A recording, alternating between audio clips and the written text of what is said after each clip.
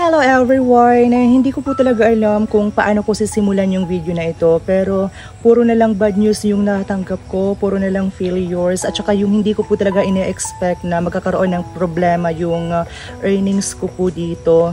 And you know what guys, na napakalaking bagay po sa akin yung platform po na ito, at saka hindi ko po kasi talaga siya hinahayaan na magkaroon ng mga violations. Palaging nasa excellent na standing yung aking account. And of course guys, kung i-multiply po natin yung earnings po sana natin ngayong December. So 544.78 times 50 is equals to 27,239 pesos.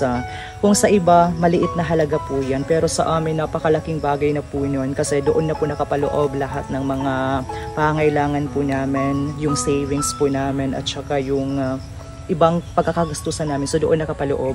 So kung magpapatuloy yung ganitong klaseng struggles, nag-worry ako na I don't know what happens next. Kasi alam naman natin, di ba guys, na yung mga investments ko sa Pag-ibig MPay2 is nakalock po siya.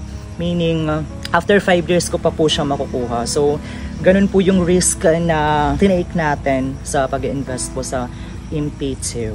And this video was made para doon sa mga taong nagme-message po talaga sa akin, yung iba nangungutang, yung iba humihingi ng tulong. So hindi ko na talaga sila kaya ma-replyan isa-isa. So gumawa na lang ako ng video para mas transparent po sa kanila yung information. And actually guys, aside from investments, meron naman akong savings sa aking bank account, at saka yun yung pinanghuhugutan ko every time na walang-wala po kami, every time nagipit po kami. At saka yung nakapaloob doon is budget po namin sa paparating na taon at saka sa susunod na mga buwan.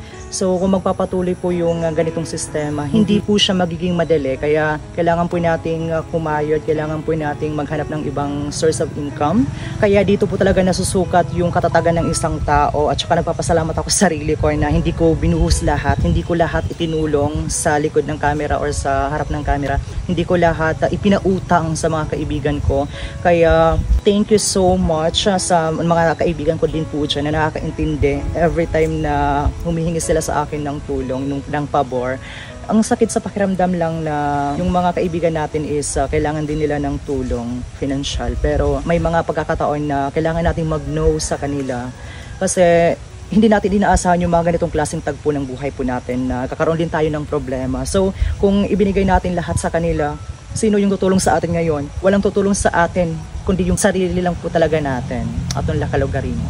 That is why I just want to remind everyone na yung pag-iipon is sobrang importante po talaga. At saka humihingi po ako ng pasensya sa lahat ng mga kaibigan ko na hindi ko napautang. Alam niyo naman guys na sa sobrang hirap ng panahon po natin ngayon, kailangan po talaga nating magtipid, kailangan po talaga nating kumayod sa pang-araw-araw po natin. At saka alam naman po natin, di ba, na hindi madali yung buhay. Kailangan natin maging stronger. Kailangan natin gumawa ng paraan para matulungan din po natin yung ating sarili. Kasi paano tayo makakatulong sa iba kung hindi po natin natutulungan yung sarili po natin? So kalma-kalma at saka hintay-hintay lang po tayo. And I do believe po talaga, Lord, na ano man yung nangyayari sa atin ngayon, it happens for a reason. Lord, hindi ko po talaga alam kung ano po yung plano niyo po para sa akin. Pero patuloy pa rin akong naniniwala. Patuloy pa rin yung pagtitiwala ko sa Kanya. Yung faith na nandito sa puso ko is patuloy akong taasa sa Kanyang biyayang nakalaan po para sa akin. Kaya sa mga viewers po natin out there, no matter what happen, huwag tayo mawawala ng pag-asa. Subok lang ng subok, laban lang ng laban, sugod lang ng sugod sa buhay. As long as nasa tamang pamamaraan yung ginagawa po natin, nasa mabuting kalagayan po yung mga pagsasakripisyo po natin, I do believe na sooner or later, makukuha din natin yung ating mga pangarap. So once again, thank you so much everyone for watching. See you again in our next video. I love you guys. Laban lang.